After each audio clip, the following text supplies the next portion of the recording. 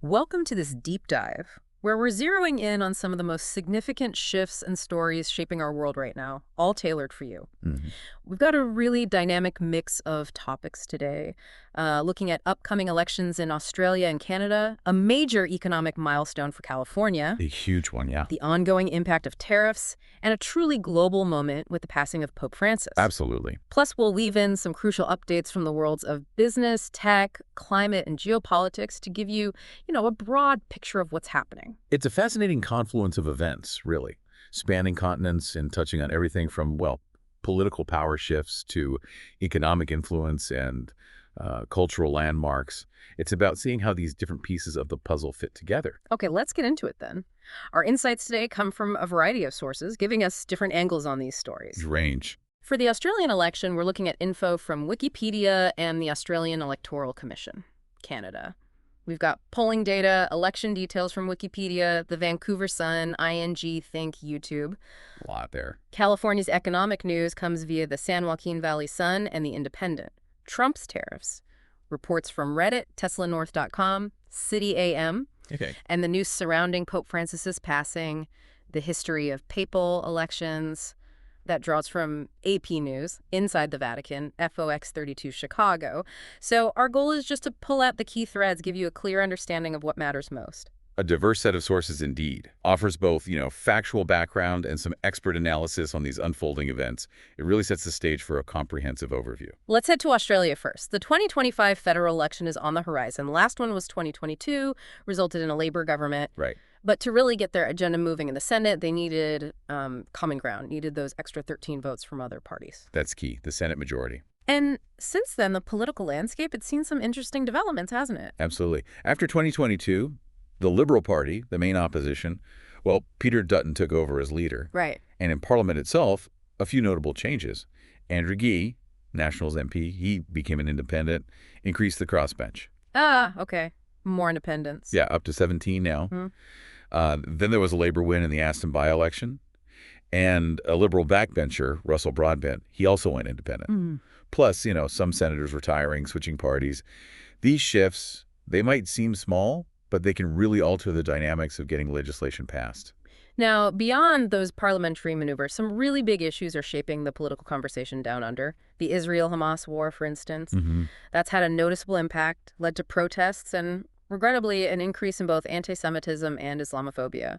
Got serious enough the government appointed special envoys. Yeah, to try and promote community harmony. It's a stark reminder, isn't it, how global events can have very real, sometimes divisive local consequences. That government move shows they're trying to manage these delicate social dynamics. And then there's the ongoing critical issue of climate change. Australia's had a series of really impactful natural disasters recently. Oh, definitely. Floods, bushfires, and then Cyclone Alfred just this past March caused a lot of damage. These events really bring the urgency of climate action into sharp focus for voters, you'd think. Indeed. Australia's been on the front lines, really experiencing the tangible effects of a changing climate. These events, they don't just have devastating immediate impacts, they also inevitably shape political priorities and voter concerns as an election gets closer. On the legislative front, the current government's been pretty active. They set up the National Anti-Corruption Commission. That was a big one. Launched the Housing Australia Future Fund that's aimed at housing affordability. Replaced the Administrative Appeals Tribunal, which deals with government decisions. Oh, and passed the Online Safety Amendment Bill. So, quite a list. These are all key areas, aren't they? Governmental transparency, social welfare, administrative efficiency, online regulation.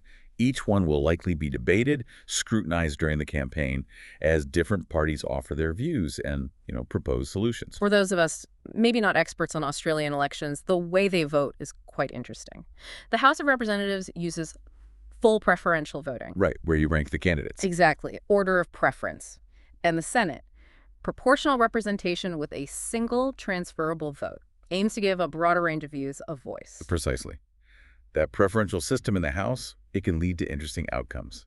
Your vote can still count, even if your first choice doesn't win. Right. And the proportional system in the Senate often means no single party gets a dominant majority. Leads to negotiation, coalition building, like you mentioned, with needing those 13 votes. And the electoral map itself is changing. Population shifts mean New South Wales and Victoria each lose a seat in the House. Well, Western Australia gains one. Yep, brings the total to 150 seats.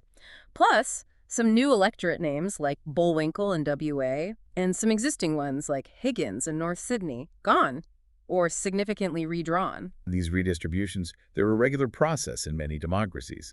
Keeps representation aligned with population. But like you said, they can have strategic implications for the parties, maybe shifting the balance in certain regions. The campaign's underway now, and parties are already strategizing with preference deals. Sounds like Labor is generally sending their second preferences to the Greens, mostly. Except in McNamara, apparently. Right, and the Greens. Mostly preferencing Labor higher than the coalition, but sometimes even preferencing independents higher than Labor. It's complex. It really is. Preference deals are just critical in Australia because of that voting system. These agreements on where voters should direct their later preferences, they can often decide close races. Speaking of elections, let's pivot to Canada. They actually have a federal election coming up even sooner, April 28th. That's snap election, yeah. And the deadline to register for advance voting, April 22nd. Advance voting itself is April 18th to 21st. So Canadian listeners, mark those dates. Yes, a snap election means a pretty quick campaign period starting March 23rd. That rapid timeline really tests the party's ability to mobilize, get their messages out fast. And the polls suggest a tight race. Looks like the Liberal Party, now led by Mark Carney, Took over early March, PM shortly after. is showing a narrow lead over the Conservatives in late March polls, though some polls give the Liberals a bigger advantage. Sounds like it could go either way. Well, that recent leadership change with Mark Carney definitely adds a new dynamic. Polling this early in a snap election can be quite fluid, Yeah. reflects initial reactions. Here's where it gets really interesting, though. Comparing the polls to the betting markets. Platforms like Polymarket seem to give the Liberals a higher probability of winning than some polls do. There's this whole discussion, right? Are betting markets more accurate because people have skin in the game? That's a fascinating point. The argument often hinges on that financial risk incentivizing perhaps more thorough analysis. The wisdom of the crowd placing bets can sometimes offer a different perspective than conventional polling. Not perfect, of course, but an interesting indicator. Bloomberg's own polling also suggests a close contest, narrow lead for the Liberals, so it really does seem like we're heading for a potentially very tight election there. And in such a close race, the outcome can have significant implications. Policy directions and, as we'll touch on, even for the markets, depending on who forms government. Which brings us right to those market implications. Seems financial markets are currently sort of anticipating a Liberal win, Pricing it in. with expected higher volatility for the Canadian dollar around election time. But, and this is key, a surprise Conservative win could potentially lead to a rally in the Canadian dollar. Right, possibly driven by hopes of de-escalation in Canada-U.S. trade tensions. Ah, interesting. Yes, financial markets are often very sensitive to political transitions, especially when they could signal big shifts in economic or trade policy. That potential positive reaction of the CAD to a Conservative win really highlights the interconnectedness of global economies and politics. Okay, let's shift gears. Head across the Pacific to California. Just reached a pretty staggering economic milestone. Staggering is the word. In 2024, their nominal GDP total value of goods and services hit $4.1 trillion. Wow. That actually surpassed Japan's $4.02 trillion. Makes California the fourth largest economy in the entire world. That is truly remarkable. Surpassing an economic powerhouse like Japan really underscores the sheer scale, the dynamism of California's economy. Governor Gavin Newsom was, understandably, pretty thrilled, pointing to the state's 6% economic growth in 2024. Strong growth. He credited investments in people, sustainability, innovation, highlighted Silicon Valley, real estate, finance, noting California contributes a massive 14% to the entire U.S. GDP. Governor Newsom's right to emphasize those diverse, innovative sectors. That concentration of tech in Silicon Valley, plus strong real estate and finance sectors, it creates a formidable economic force. But despite the success story, maybe some headwinds. Governor Newsom did express significant concerns about President Trump's tariff policies. The tariff question again. Called them reckless, a potential threat to California's strength, especially given their strong international trade ties. Tariffs can indeed have substantial, often complex effects on regional economies, especially ones like California, with huge international trade volumes. Concerns about negative impacts on growth are certainly valid. And politically, Newsom, a Democrat, is definitely using this economic achievement. counters that narrative that democratic states are somehow less prosperous, you know? Right. He's highlighting California's strength compared to some red states. Comparing economic performance across states with different political leadership, it's a common tactic in political discourse. Newsom highlighting California's success serves as a direct response to those narratives. Now, let's delve a bit deeper into the potential impact of those tariffs, specifically from Tesla's perspective. Okay, the EV maker. On their recent earnings call, they acknowledged facing higher costs, global trade headwinds, specifically U.S. tariffs on Chinese parts and equipment. Tesla, as a major global manufacturer with complex international supply chains, is right in the thick of it. Their comments give a really tangible example of how these policies affect businesses operating globally. They estimated tariffs could actually increase the cost of making one vehicle by up to $2,000. $2,000. Wow. Yeah, even though most of their content is sourced from North America, that's a potentially significant bump consumers might end up paying. Even with efforts to localize supply chains, that interconnected global economy means tariffs on specific imported bits can still ripple through the whole production process. Ultimately affects the final cost. Tesla did emphasize that having local supply chains helps insulate them somewhat from the full impact. Right, relying more on domestic suppliers. It's a strategy to mitigate some risks from unpredictable international trade policies. Building more resilient, localized supply chains is definitely a strategy many companies are adopting now, trying to reduce vulnerability to these uncertainties. Makes sense. And Elon Musk, well, he said he believes lower tariffs would be better advocates for them, but also acknowledged that tariff decisions are ultimately made by elected officials, reflects the reality businesses face navigating the policy landscape governments set. Musk's comments really highlight that dynamic, don't they? Business leaders advocate for beneficial policies, but recognize decisions happen in a broader political, economic context. Interestingly, there's some chatter in the EV community. Could these new tariffs unintentionally benefit Tesla? How so? By making foreign EVs more expensive, a potential unintended consequence. That's plausible. Tariffs on imports can sometimes create a competitive advantage for domestic producers, even if those producers face higher costs on some imported inputs themselves.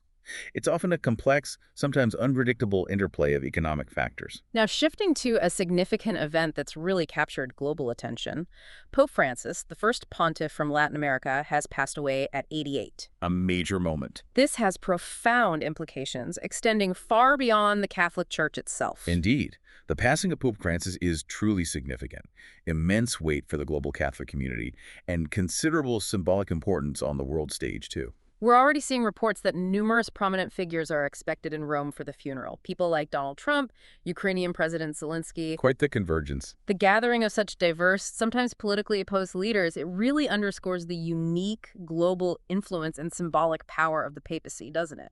It absolutely does. Yeah. The anticipated presence of such a wide array of international leaders highlights the Pope's unique position as a figure who kind of transcends traditional political boundaries, commands global respect. Pope Francis was widely known for his, well, more progressive views, his efforts to make the church more inclusive.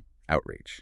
Especially his outreach to LGBTQ plus Catholics, his emphasis on the church as a refuge for everyone, migrants, the poor, marginalized communities. A strong focus there. He also took notable steps, like making it easier for married Catholics to get annulments, allowing priests to absolve women who had abortions. Controversial for some. And permitting priests to bless same-sex couples. Yeah. Significant developments within the church. Pope Francis's papacy was definitely characterized by that strong emphasis on inclusivity, a pastoral approach to many complex social issues. His reforms, his statements, they often generated considerable discussion, sometimes division, reflecting the diverse perspectives within the church and, the wider global community. When a pope passes, the process for choosing a successor is just steeped in centuries of tradition. Oh, absolutely. History there. Initially, it involved the people of Rome, but that often led to chaos, instability. Right. Reforms in 1059 and later established the College of Cardinals as the sole electors, requiring that 2/3 majority vote. Historically, these papal elections, the conclaves, could be quite tumultuous, even violent. The evolution of that process reflects a long history, doesn't it? Navigating power dynamics, needing a more structured, stable method. trying to minimize external influences, ensure a decision by church leaders themselves. The College of Cardinals itself has a rich, evolving history. Its size, its influence fluctuated over time. Key roles like the dean, the cardinal vice chancellor, Darn positions. and importantly, cardinals over 80, not eligible to vote once the Holy See becomes vacant. Right, the age limit. And since 1389, popes have always been chosen from within the College of Cardinals. The composition, the specific rules governing the college, they're central to the whole process. That age restriction, the tradition of electing from within, it significantly shapes the pool of potential candidates, the dynamics of the upcoming conclave. Reactions to Pope Francis's passing have been pouring in from everywhere. His native Argentina, obviously a very significant emotional moment there. Understandable. Catholics in Africa remembering him as a friend, a strong voice. And even local shopkeepers around the Vatican shared memories of him as like a regular customer, a friendly presence. Highlights a more personal connection. That widespread global reaction really underscores the profound impact Pope Francis had. Diverse backgrounds, different parts of the world, his personal interactions, his broader message of compassion, inclusivity, clearly resonated with a great many people. Now, with his passing, attention turns to the papal conclave. The College of Cardinals gathers in secrecy to elect his successor. The conclave, yes. There's even that fictionalized movie, Conclave, that gives a glimpse into the potential intrigue, the power dynamics within the Vatican during such a time, draws on historical elements. The papal conclave is truly unique, closely watched. The secrecy, the historical context of intense maneuvering and tradition, it adds to the drama, the anticipation, as the world awaits the selection of the next leader of the Catholic Church. Finally, let's just touch on a few broader global updates quickly. Tech world. Elon Musk reassured investors on Tesla's Q1 2025 earnings call, emphasized the push towards AI, fully autonomous rides expected in Austin in June with a small fleet, mentioned progress with Optimus, the humanoid robot, The robot, right. and plans for more affordable models and maybe slight delays due to global issues. Also talked about Tesla vision improvements in bad weather, potential for remote operators for autonomous It's vehicles, an interesting backup plan. and grid-scale battery deployment, identified as a key strategic growth area. Tesla's focus on AI and autonomous driving remains core, doesn't it? Optimus suggests potential long-term diversification, and grid-scale batteries align with the big global shift to renewables.